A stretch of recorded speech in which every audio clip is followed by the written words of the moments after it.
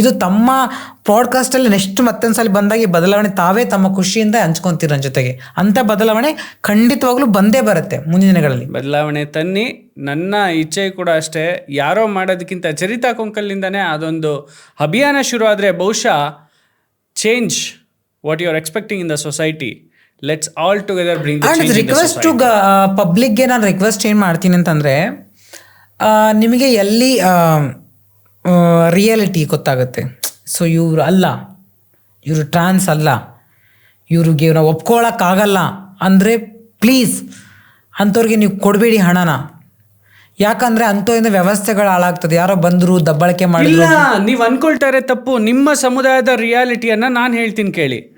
ನಿಮ್ಮ ಸಮುದಾಯದಲ್ಲಿ ಇವತ್ತು ಯಾರು ಭಿಕ್ಷಾಟನೆ ಮಾಡ್ತಾ ಇದ್ದಾರೆ, ಅವರಿಗೊಬ್ರು ಗುರು ಇದ್ದಾರೆ.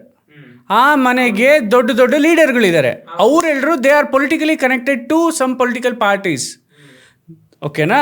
ದೊಡ್ಡವರ ಇನ್ಫ್ಲೂಯೆನ್ಸ್ DCP ACPಗಳಿಗೆ ಮಾಮೂಲಿ, ಅವರನ್ನು ಭಿಕ್ಷಾಟನೆಗೆ ಬಿಡ್ತಾರೆ. ಅದೆಲ್ಲ ಹೊರಗಡೆ ಬರಬೇಕು ಆಕಾಶ್. ಹೊರಗಡೆ ಬಂದರೆ ನಿಜವಾದ ಅಮಾಯಕ ಟ್ರಾನ್ಸ್ಜೆಂಡರ್ ಲೈಫ್ ಚೆನ್ನಾಗಿರುತ್ತೆ. ಯಾವುದು ನೀವು ಹೇಳಿದ್ದು ಸತ್ಯ, ಇದು ರಿಯಾಲಿಟಿ, ಇದು ಇರೋದು ನಿಜ. ಗುರುಗಳು ಇರೋದು ನಿಜ, ಇದಕ್ಕೆ ನಾವು ಲೀಡ್ರ್ಗಳು ಅನ್ಸ್ಕೊಂಡವ್ರು ಇರೋದು ನಿಜ.